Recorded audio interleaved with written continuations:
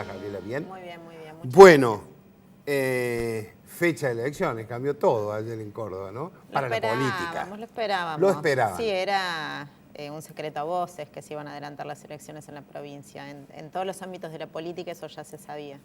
Está bien. ¿Qué va a hacer Inclusive estaba escuchando recién al legislador que hablaba Ardú un poco de la sorpresa y la verdad que no era ninguna sorpresa. Todos más o menos sabíamos para qué fecha podía estimarse que iban a convocar elecciones. ¿Qué va a hacer el kirchnerismo? Que es la pregunta del millón. ¿Va a ir dentro del peronismo orgánicamente con el izquierdetismo o va a presentar candidatos propios? No, nosotros no tomamos definiciones aisladas de la estrategia nacional, que por supuesto la conduce Cristina y Máximo. Nosotros cada definición que se toma en Córdoba la conversamos previamente con ellos. Ahora con la fecha ya en la mesa tendremos que hablar y pensar cuál es la mejor estrategia para nuestra fuerza política. Venimos trabajando para acumular dentro del espacio. Desde 2015 hasta ahora venimos trabajando sistemáticamente para intentar acumular. Nuestra voluntad política siempre estuvo en intentar tener candidatos propios, pero bueno, eso depende de la estrategia nacional, siempre. Gabriela, Castelo era un referente del sector, de tu sector en la provincia. Sí, claro. Él pasó al izquierdetismo, al peronismo. No, él nunca se fue del peronismo. Él siempre, inclusive siempre jugó dentro del peronismo, dentro de Villa María, ha sido quien lo ha conducido históricamente, digamos, él siempre fue parte del peronismo y siempre fue a las elecciones en acuerdo con Unión por Córdoba en su territorio, porque era el referente del peronismo. Nosotros somos peronistas, Unión por Córdoba también representa otro sector del peronismo y él sintetizaba los dos espacios y siempre fue así. Pero él volvió a la mesa provincial. Del PJ. Del PJ, sí, efectivamente. Pero vos fíjate que en la estrategia en Villa María planteó el gobernador que le apoyaría a Martín Gil y Eduardo Castelo habló también de que quiere disputar en su territorio. Así que yo no diría que está dentro del armado del schiarettismo. O puede sentarse a dialogar políticamente, que me parece perfecto. Un acuerdo, ¿no? Es fruto de un acuerdo. Puede ser que tengan un acuerdo o no, pero a ver, él siempre estuvo dentro del peronismo. Acordate cuando fueron las inundaciones en la zona de Villa María, que él fue el jefe del operativo en toda esa zona, en toda la región, iba en el helicóptero con De la Sota, él siempre estuvo como ahí en el medio de los dos sectores. Bueno, negociaciones, diálogos. ¿Existió ya una reunión entre Alejandra Vigo y Máximo Kirchner? No. ¿Segura? Segura. Ah, mira, me habían dicho que vos la habías gestionado. No, entre pero otras cosas. ¿No es cierto? No. No hubo ninguna reunión entre ellos. Hay diálogo en torno a las cuestiones legislativas entre los diputados de Unión por Córdoba y los de nuestro bloque, como estamos intentando que haya dentro de todos los sectores del peronismo dentro del Congreso, pero esa reunión que viralizaron a través de un WhatsApp no existió nunca. Y fue bastante malintencionada, fue para tratar de... Sí, para mí sí. Sí, porque es una información falsa que trataron de hacer circular e instalar a tono de que para qué. Era lo del Consejo de la Magistratura por un lado, solicitando apoyo, y en Córdoba retirar la candidatura para favorecer las chances del peronismo.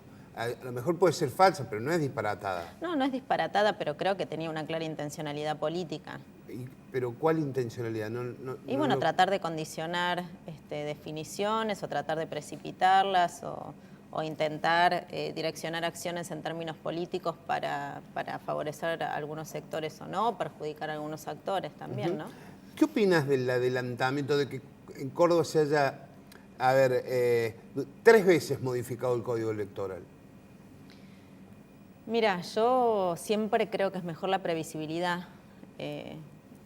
No coincido plenamente con lo que decía Ardú, pero siempre creo que es importante tener cierta previsibilidad para los tiempos electorales, porque eso también hace que se pueda planificar el año administrativo y darle determinada seguridad a la ciudadanía en torno a los procesos democráticos. Ahora bien, también entiendo que es una potestad del Ejecutivo mandar esa propuesta a la Cámara, y si la Cámara la aprueba la Cámara, digamos, no es que lo está definiendo por decreto. Esas cosas se las reservamos al presidente de la Nación, definir cosas que se deben discutir en el Congreso por decreto. Está bien. Vamos a escuchar las preguntas de mis compañeros. ¿Qué tal, diputada? ¿Cómo le va? Mi inquietud tiene que ver con el ámbito nacional Sí. y si considera que la única que le puede hacer competencia a Mauricio Macri es Cristina Kirchner en este escenario que tenemos de candidatos bien definidos, que justamente en realidad son bastante indefinidos la oposición sobre quién puede pelearle en las elecciones de 2019. Yo, más que porque sea la única que lo puede enfrentar, es porque es la única que tiene un proyecto político y la que concentra el mayor caudal de votos y la que evidentemente tiene la experiencia suficiente para sacarnos de una situación crítica como la que estamos en este momento en la Argentina. No solamente vincularía su posibilidad de ser candidata a que sea la única que puede generar ese contrapeso, sino porque por su experiencia política, por su capacidad política y por el gran caudal de votos que tiene. Yo me inclino más que las definiciones se tomen por eso. Bien. Bien. Hola, ¿qué tal, Gabriela? ¿Cómo te va?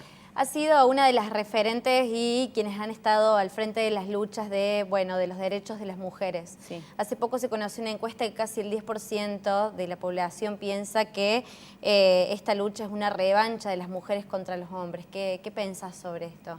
Que es un sector muy minoritario y muy asustado, evidentemente, porque creer que pelear por nuestros derechos tiene espíritu revanchista es evidentemente una demostración de mucho miedo. Y a veces cuesta a determinados sectores perder privilegios, ¿no?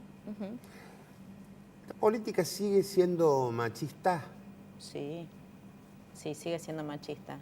¿Pero han ganado un poco de espacio las mujeres en los últimos 5 años, te diría? Sí, a base de muchísima lucha, De pataleo. ¿no? Sí, y de que nosotras somos las que demostramos muchísimo más caudal de trabajo. En el Congreso de la Nación, si vos te fijás, el caudal de trabajo de las diputadas mujeres es muy superior al que expresan y representan los diputados hombres. Nosotras nos esforzamos mucho por tener que demostrar todo el tiempo que la verdad que es un desgaste enorme, pero es la única manera en la cual nosotras nos vamos dando espacio dentro de la política, porque si no, vos fijate los ámbitos de representación, la ocupación de cargos, la toma de la palabra en los espacios públicos, casi toda está prácticamente monopolizada por el sector masculino y a las mujeres, si no la peleamos, esos espacios no nos lo dan. Volviendo a las elecciones, si no hubiera acuerdo con el peronismo o con ningún partido con el cual sellaron una alianza más grande que la que tienen en la actualidad, Sí. ¿cómo deberían resolver sus candidatos? ¿Por consenso o por interna? Por consenso. Yo creo que nosotros tenemos que tener la madurez política y la capacidad suficiente para sentarnos a discutir cuáles son las mejores opciones y entender que quienes encabezan la lista no siempre son quienes conducen, porque por ahí se confunde la pelea de la conducción con las candidaturas. Y suele suceder en muchos de los espacios políticos. Yo creo que un símbolo de madurez política es poder tomar definiciones teniendo en cuenta quiénes son los candidatos que sintetizan o expresan mejor al espacio, independientemente de los espacios de toma de decisión política que tiene que ver con la conducción, y que en base a eso tendremos que decidir, que acá no podemos poner ni egoísmos, ni individualismos adelante del proyecto político, que tenemos que primar eso siempre. Recién hablabas de que este gobierno gobierna precisamente por decreto, o este presidente gobierna por decreto. Pero me parece que en el kirchnerismo durante la década también pasó más o menos parecido. No. Hubo algunos tiempos de decretos importantes. No, dame un ejemplo de No cuáles lo son los recuerdo decretos. claramente ahora, pero... No, fueron las presidencias donde menos decretos hubo para intentar de imponer ningún tipo de cosa. No.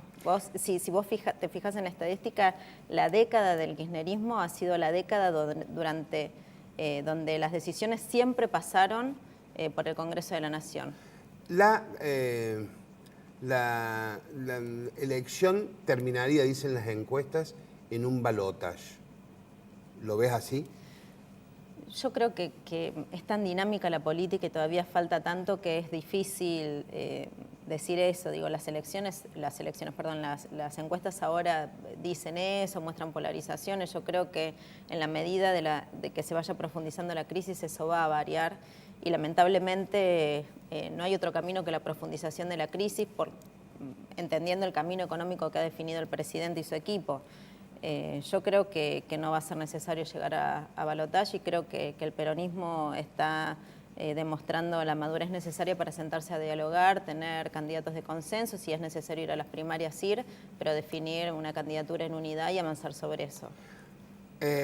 Sigue siendo un tema remanente contra el kirchnerismo que se le señala, que es, digamos, haber sostenido, bueno, no están los números claros, que eso me parece un error importante de la gente, no haber tenido números transparentes en cuanto a la pobreza, por ejemplo. Y que hoy se mantienen, seguramente no ha variado mucho la situación de pobreza, probablemente se haya ahora con este año terrible que ha tenido la Argentina, se suben un poquito los índices, pero la pobreza en Argentina sigue siendo altísima y era muy alta.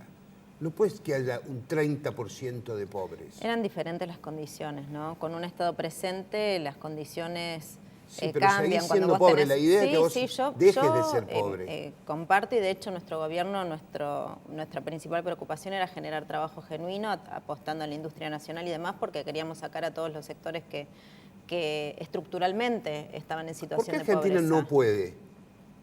Porque esto no es un problema ni del kirchnerismo. Y lo que pasa es que de 50 años, los procesos de desarrollo de la industria nacional que se comienzan, de inversión, para que haya consumo interno y demás, que eso genera círculos virtuosos en la economía, para que se generen más puestos de trabajo, se ven truncados casi siempre cuando ese círculo comienza a dar el crecimiento necesario. Vos fíjate, tuvimos 12 años de crecimiento, de generación de puestos de trabajo, de crecimiento de la industria nacional, de un buen caudal de consumo interno, de paritarias constantes que aumentaban la capacidad adquisitiva de salario, y de golpe vino este gobierno y tiró para atrás todo ese proceso que se venía dando. Y es prácticamente un ciclo vos entras en un constante. círculo virtuoso, pero los pobres siguen siendo un tercio de la población.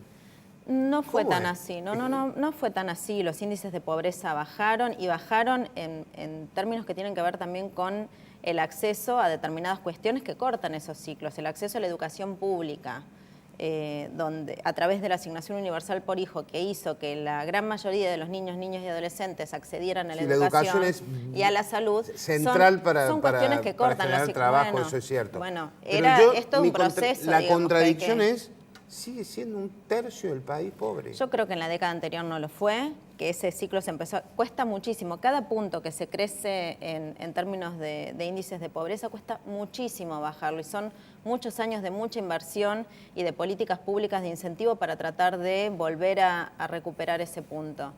Eso se había empezado a dar, es decir, ese proceso se había empezado a construir. Bueno, lo que pasa es que ahora con este gobierno, digo, no sé si viste la cantidad de puestos de trabajo que se perdieron en el sector industrial, solo en el sector industrial, en estos 3 años de gobierno, 110.000 puestos de trabajo. Eso significa que hay un montón de industrias que se desplomaron. Vuelvo a lo electoral. Sí. ¿Quién debe ser el candidato a gobernador para proponer por el kirchnerismo en Córdoba? Mira, hay varios compañeros y compañeras que estarían en esa situación, que hoy son legisladores nacionales, provinciales. Martín Fresneda en su momento había dicho que tenía esa voluntad, Pablo Carro también, en algún momento también lo dijo Carmen Nebreda. Yo creo que hay varios, pero que nuestra potencialidad está sobre todo en el colectivo, ¿no? En ese trabajo que nosotros venimos haciendo, siempre contemplando un trabajo mancomunado entre todos. ¿Tenés aspiraciones personales para ocupar cargos ejecutivos?